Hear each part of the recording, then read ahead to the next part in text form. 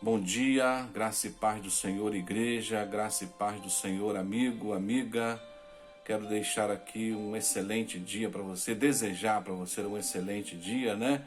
Hoje é domingo, o dia de nós estudarmos a nossa palavra. A nossa igreja vai caminhando por aqui, com sua pregação, com o seu ensino.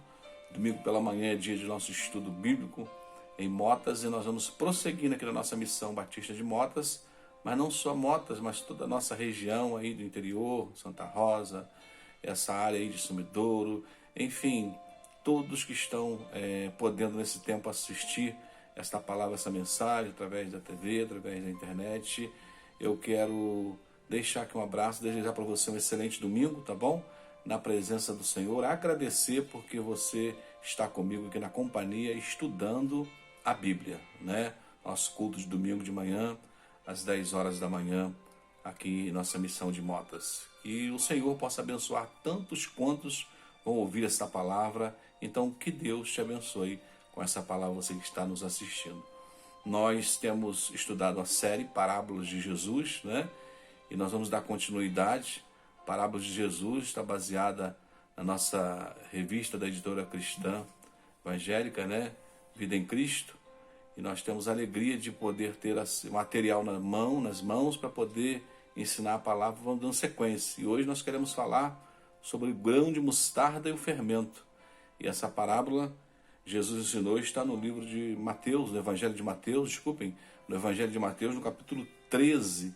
E nós vamos ler aqui de 31 até 33, que vai dizer assim: outra parábola lhe propôs, dizendo: o reino dos céus é semelhante a um grão de mostarda, que um homem, pegando dele, semeou no seu campo, o qual é realmente a menor de todas as sementes, mas crescendo é a maior das plantas e faz-se uma árvore, de sorte que vêm as aves do céu e se aninham nos seus ramos.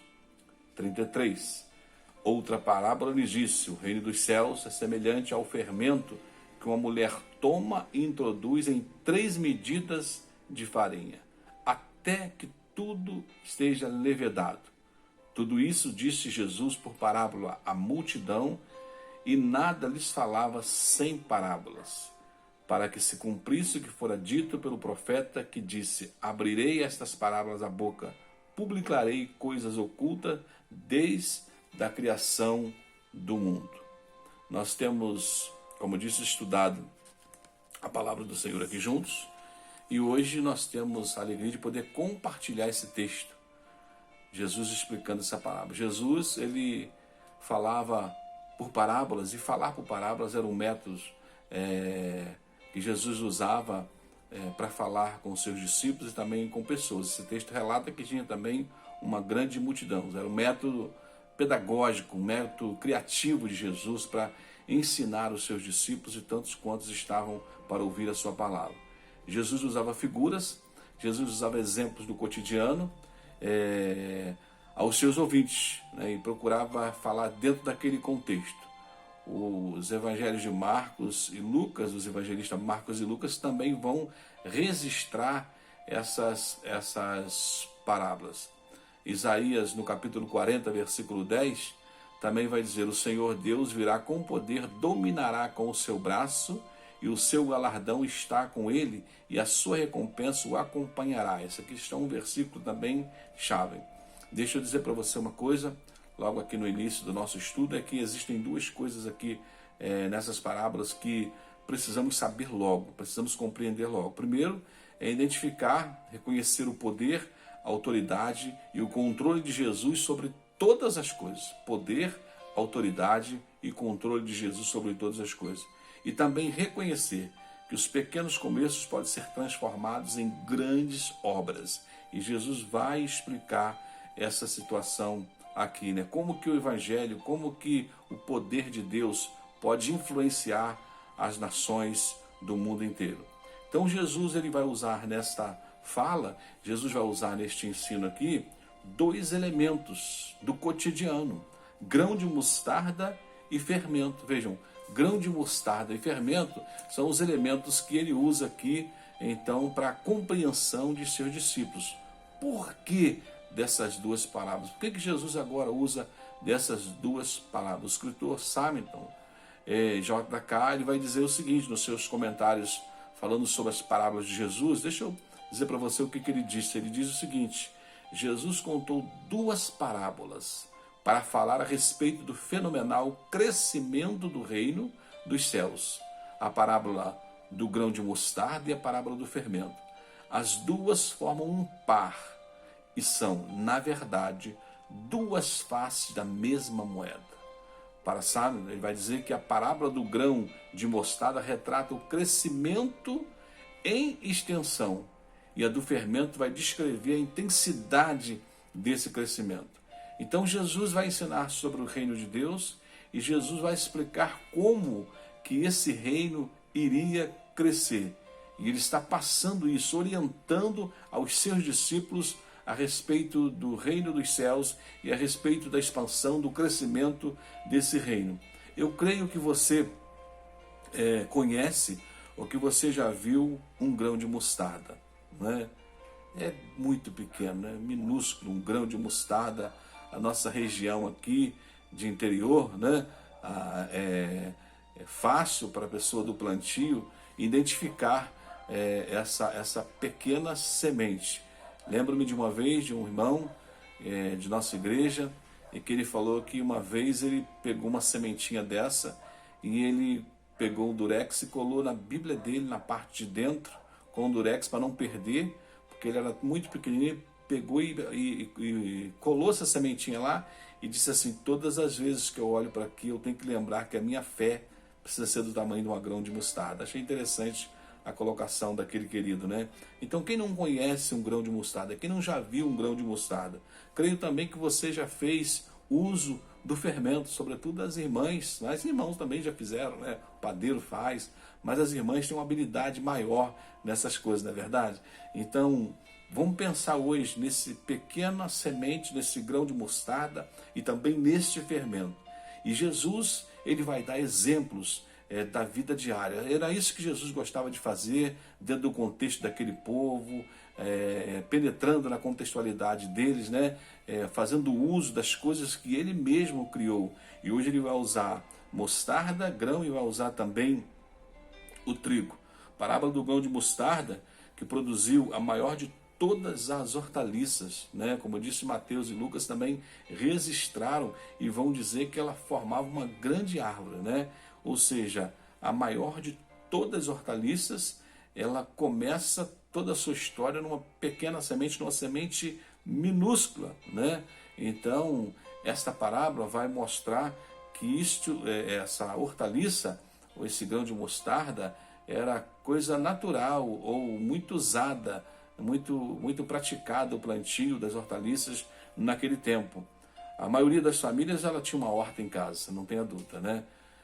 Ou seja para seu próprio consumo, ou seja para industrialização, comercialização, venderiam esse produto, mas a maioria tinha um pezinho de mostarda em casa. Às vezes ele nasce até sozinho, pela semente quando é espalhada, mas tinha uma plantinha dessa em casa. Alguns casos, como disse, para comercializar, mas muitos outros para seu próprio consumo, né? O produto da plantação de mostarda. Agora, fazer pão em casa também sempre foi uma atividade corriqueira da época, né? A fabricação do pão em casa era essencial para todas as famílias. Então, todos conheciam o papel do fermento. Ainda hoje, muitas pessoas fabricam pães caseiros, né?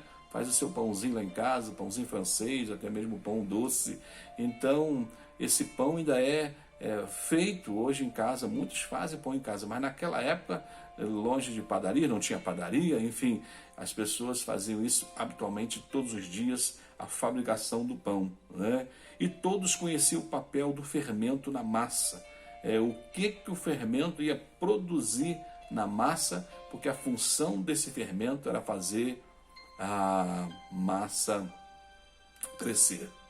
Quero que você me empreste aqui teu pensamento para a gente caminhar junto. Grão de mostarda, a menor de todas as sementes, vai levantar uma árvore, maior das hortaliças, a ponto de abrigar passarinhos nos seus galhos. Vejam, e o fermento, a pequena quantidade que vai produzir crescimento para uma massa. vamos caminhar junto, ok? A verdade é a seguinte: plantar, colher, limpar a terra, assim como fazer o pão em casa, era uma cultura e os recursos que aquele povo tinha na época estavam disponíveis para todas as classes de pessoas que conheciam esse trabalho. Vejam, plantar, colher, limpar a terra, né, em casa, assim como fazer o pãozinho em casa, era algo que estava disponível para todas as classes de pessoas que conheciam esse tipo de semente e esse tipo de fermento. Em nossos dias, eu acredito e creio muito, né, que se Jesus estivesse vivendo hoje entre nós como homem, Jesus está, através do seu Espírito Santo, habitando no nosso coração, no domínio dessa terra, soprando onde Ele quer soprar, falando, está em nosso coração. Mas vejam, eu creio que se Jesus estivesse hoje em nosso meio como homem, como humano, como eu e você, eu creio que Ele certamente usaria exemplos de figuras do nosso contexto atual. Eu imagino que Ele falaria do movimento nos shoppings, que hoje não está nem podendo, né? Eu acredito que Ele falaria das feiras, né? Até mesmo de coisas relacionadas a esportes, enfim. Acredito que Jesus usaria contextos também hoje, mas naquela época, no que estava ali do ambiente deles, era sua preferência, era o seu método de ensino. E ele pega mostarda, grão de mostarda, ele pega também fermento, dessa vez no estudo, na nossa reflexão bíblica de hoje. Agora, deixa eu te lembrar que o objetivo de Jesus era ensinar com esses dois elementos sobre o reino de Deus. É interessante mostrar que as duas parábolas, né, quando Jesus ilustra, elas partem do menor para o maior. Do menor para o maior. Como assim, pastor? Como assim? Algo que era pequeno, quase desprezível, né? Na sua proporção, e vai produzir um efeito tremendo aos olhos dos homens. Então, ambas falam do sobrenatural de Deus, né? Uma minúscula semente capaz de produzir uma árvore grande, por ser tão grandes que pássaros vão até se aninhar em seus galhos, como eu disse, né? Isso aí não tem uma outra explicação a não ser algo divino, algo do céu, né? Expressa uma intervenção divina, um cuidado divino. Da mesma forma que o Senhor Jesus tem o cuidado com você, com a sua família, com a sua casa, que nos guarda, aquela grande árvore ali estava ali guardando também os passos. Está expressando, ilustrando, né, uma intervenção divina, um cuidado do Senhor com todos nós. E da mesma forma, maravilhoso a gente observar e tremendo o efeito que apenas uma pitada de fermento vai causar uma grande quantidade de farinha, né, de massas. Quem já pôde fazer isso, se não tiver cuidado, a massa cresce de massa. Então, um detalhe é o seguinte: Jesus ele mostra, Jesus ele ensina que o povo tinha diante deles situações que podiam refletir e aprender e conhecer. Jesus vai mostrar que o pequeno ele pode se tornar grande. Uma pitada de fermento faz uma massa crescer de forma maravilhosa. Da mesma forma, uma minúscula semente de mostarda vai fazer também crescer. Jesus está mostrando aqui que o pequeno se torna grande. Ele queria mostrar o grande poder do Evangelho que ele anunciava. E esse grande poder do Evangelho, e esse Evangelho era suficiente para influenciar e contagiar todas as nações, toda a humanidade. Aos olhos dos homens, pequeno e quase sem valor, mas aos olhos de Deus e na explicação de Jesus, coisas grandes, né? O que Jesus usa para ensinar? Ele usa elementos da natureza nas suas parábolas, coisas que ele mesmo criou, né? Porque sendo assim, ele não precisava explicar a história que contava, mas ele queria ensinar as riquezas desses elementos que estavam contidos ali na natureza, né? Mas ele queria ensinar. Jesus usou apenas duas pequenas figuras, uma minúscula semente que produz uma grande árvore, e também uma quantidade pequena de fermento misturada vai dar uma quantidade enorme de farinha, né? Jesus ensina, Jesus orienta, Jesus disciplina, Jesus mostra aos seus discípulos a sua grandeza, o seu poder. A verdade é a seguinte: Jesus usa elementos simples para falar da grandeza, para falar do poder e da majestade do reino. Ou seja, o Evangelho, ele cresce a partir de uma pequena semente lançada, que é como um fermento que leveda a massa inteira, né? Quando você lança a palavra, a Bíblia vai dizer que a palavra de Deus ela não retorna vazia. Quando você fala de Jesus para alguém, quando você prega uma palavra, a pessoa que ouve, ela vai assimilar. Jesus está dizendo que esse Evangelho, né, ele tem poder de mudar corações de pessoas, né, de influenciar pessoas e até nações. Ou seja, o Evangelho cresce a partir da pequena semente lançada, que é a palavra do Senhor. O Evangelho, ele frutificou rapidamente nos tempos de Jesus com o trabalho dos primeiros apóstolos, né? O dia de Pentecostes é um grande exemplo. Mais de 3.000 pessoas se converteram, né? Se curvaram diante do Senhor. Nesse dia houve um crescimento incrível do número de convertidos a partir da pregação de um homem. Olha só que coisa interessante. Então a pergunta é essa: o que Jesus estava realmente querendo ensinar aos seus discípulos? Ele falava aqui sobre o extraordinário e maravilhoso, né, ou extraordinário desenvolvimento do Evangelho no mundo, ainda que não na sua plenitude, né, até que se cumpra tudo os propósitos de Deus nessa terra, mas a pequena semente do Evangelho, que para uns é escândalo para os judeus e loucura para os gentios, como disse Paulo ao escrever em 1 Coríntios, no capítulo 1, 23. Essa semente cresce e continua crescendo, né? E revelando esse poder, revelando esta glória, a majestade do Senhor, de tempos em tempos, de anos e anos, né? Como a grandeza dessa árvore, que começa pequena, com a semente de mostarda, e vai se tornar uma grande árvore. Detalhe, ele está falando aqui sobre a glória e a majestade do Senhor, mas eu preciso te lembrar que nós ainda temos muito a saber sobre a grandeza de Deus, sobre o poder de Deus, sobre o reino de Deus. Jesus, ele usa aqui o grão de mostarda, que eu disse que produz uma grande árvore, e o fermento.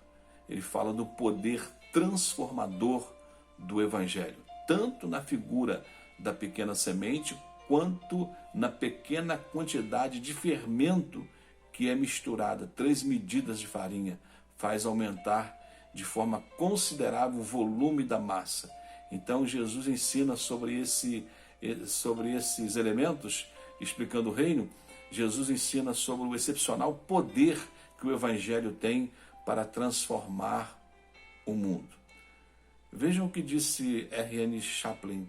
Ele vai dizer que a quantidade de farinha usada por Jesus nessa parábola não é sem razão. Estou lendo a revista Parábolas de Jesus, né?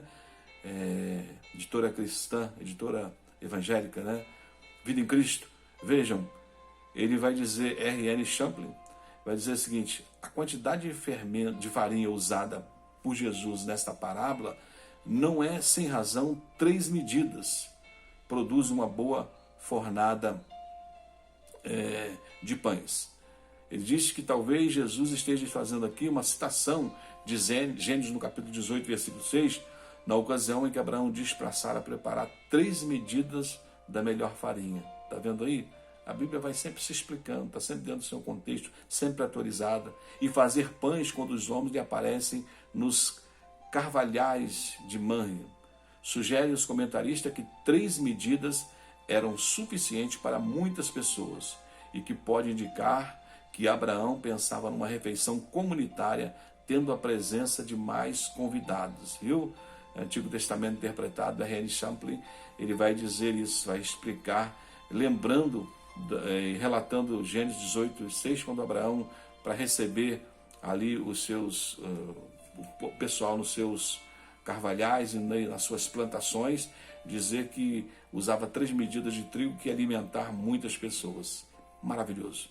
A verdade é a seguinte: o foco de Jesus era mesmo mostrar força, mostrar o poder, a abrangência do Evangelho e a influência que o Evangelho pode ter sobre o mundo.